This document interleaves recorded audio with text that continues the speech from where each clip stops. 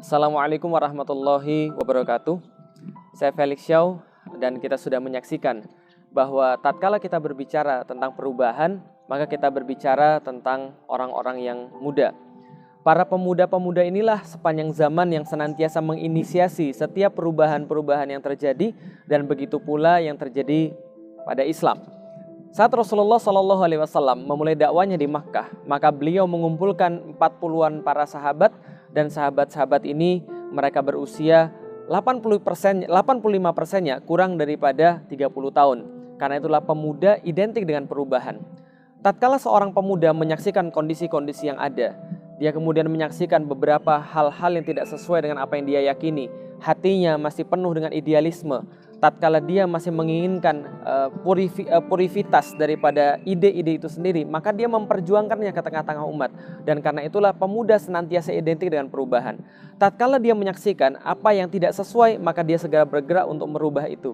Maka pemuda-pemuda yang ada pada zaman sekarang harus juga melakukan seperti tadi.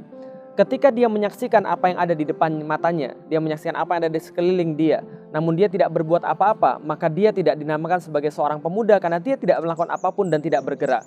Indonesia juga sama, dimerdekakan oleh para pemuda. Mereka yang siap bergerak, mereka yang siap mengorbankan apapun untuk mencapai apa yang mereka inginkan, idealisme mereka, dan Islam apalagi. Tatkala Islam datang, Islam disupport oleh pemuda. Tatkala Rasulullah merubah masyarakat, maka Rasulullah disupport oleh pemuda. Karena itu pemuda adalah sumber perubahan, dan Islam sendiri telah memberikan langkah perubahan pada mereka, tujuan perubahan yang jelas pada mereka, yaitu untuk agar mereka lebih menaati Allah Subhanahu wa Ta'ala. Maka ucapan-ucapan yang selalu diulang-ulang oleh para pemuda tatkala Rasulullah SAW menginstal mereka dengan Islam adalah bahwa kami datang untuk membebaskan manusia daripada penyembahan terhadap selain pada Allah, penyembahan terhadap manusia menuju pada penyembahan pada Allah Subhanahu wa Ta'ala. Maka inilah perubahan yang hakiki yang harusnya dimotori oleh para pemuda. Pada satu waktu Rasulullah Muhammad SAW pernah bersabda, setelah kaisar ini tidak akan ada lagi kaisar. Setelah Kisra ini tidak akan ada lagi Kisra. Ini hadis yang menandakan bahwa kekuasaan Persia dan kekuasaan Romawi yang pada saat Rasulullah masih hidup adalah sebuah kekuasaan yang melegenda, kekuasaan yang mengendalikan seluruh dunia, keduanya akan berakhir. Tapi siapa yang menyangka bahwa tatkala Romawi yang kekuatannya begitu besar diakhiri oleh seorang pemuda yang berusia 21 tahun yang bernama Muhammad Al-Fatih.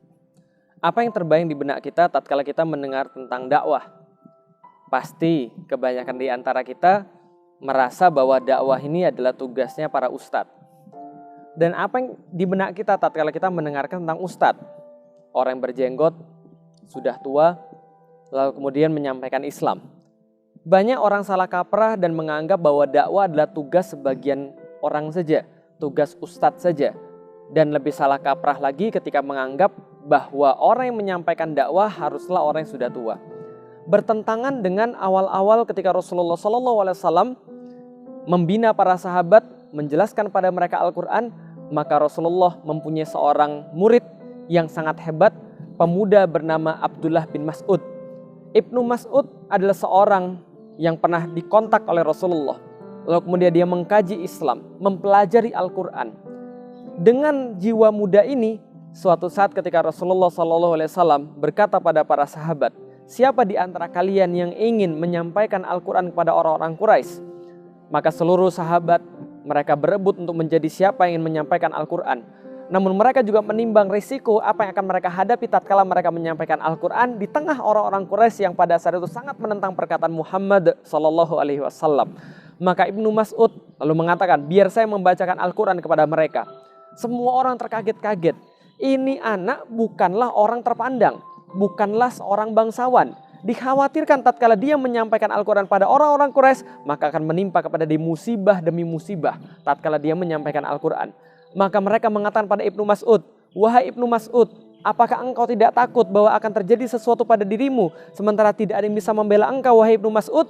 Maka Ibnu Mas'ud berkata, tidak, aku tidak ada yang lebih aku khawatirkan dibandingkan Allah Subhanahu wa Ta'ala yang murka kepadaku. Maka dia pergi ke Ka'bah, dia bacakan di tengah-tengah Ka'bah surat Ar-Rahman. Satu demi satu ayat dia bacakan. Fabi ayyi ala'i rabbikuma tukadziban. Apakah engkau mendustakan ayat-ayat Allah? Dusta lagi yang mana yang kalian kemudian dustakan pada Allah tatkala melihat seluruh ayat-ayat Allah ini? Ayat-ayat mana yang kalian dustakan lagi daripada Allah Subhanahu wa taala? Kenikmatan-kenikmatan dia bacakan satu persatu, ingatkan orang-orang akan Allah Subhanahu wa taala. Dan tebak apa yang terjadi? Salah seorang di antara orang-orang Quraisy lalu kemudian mengerti dan memahami ini adalah yang dibaca oleh Muhammad sallallahu alaihi wasallam. Maka tatkala mereka mengatakan itu, Ibnu Mas'ud kemudian dipukuli. Ibnu Mas'ud kemudian mendapatkan siksaan. Ibnu Mas'ud kemudian pulang babak belur. Lalu sahabat mengatakan pada mereka, ini yang kami khawatirkan terjadi kepada engkau.